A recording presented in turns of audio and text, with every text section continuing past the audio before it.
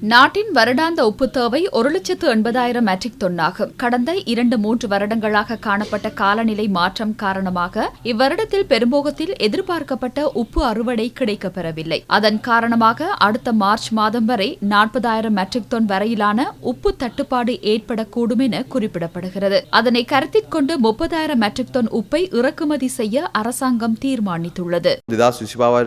2025 ஆண்டு முதல் காலாண்டில் தொழில்துறைக்கு தேவையான உப்பை விநியோகிப்பதில் தட்டுப்பாடு ஏற்படலாம் என்ற சந்தேகம் எழுந்துள்ளது. அதற்கு தீர்வாக அயோடின் சேர்க்கப்படாத பச்சை உப்பு 30,000 மெட்ரிக் டன் இறக்குமதி செய்ய அனுமதி வழங்குமாறு அந்த தொழில்துறை சார்ந்தோர் கோரிக்கை விடுத்திருந்தனர். அதற்கமைய வரையறுக்கப்பட்ட இலங்கை அரசு பல்நோக்கு கூட்டுத்தாபனம் ஊடாக இறக்குமதி செய்து தேசிய உப்பு உற்பத்தியாளர்கள் ஊடாக அதனை தொழில்துறைக்கு விநியோகிக்க கைத்தொழில் அமைச்சரும் வர்த்தக அமைச்சரும் இணைந்து தாக்கல் செய்த அமைச்சரவை பத்திரத்துக்கு அனுமதி கிடைத்துள்ளது.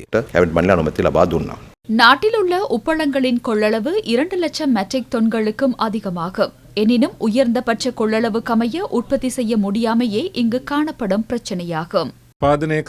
உப்பு உற்பத்தி இடம்பெற வேண்டுமாக இருந்தால் வருடம் முழுவதும் விசேடமாக உப்பு உற்பத்தி இடம்பெறும் காலப்பகுதியில் வறட்சியான வானிலை இருக்க வேண்டும். எங்கள் அனைவருக்கும் தெரியும், கடந்த 2-3 வருடங்களாக தொடர்ச்சியாக இலங்கையில் மழை பெய்கிறது.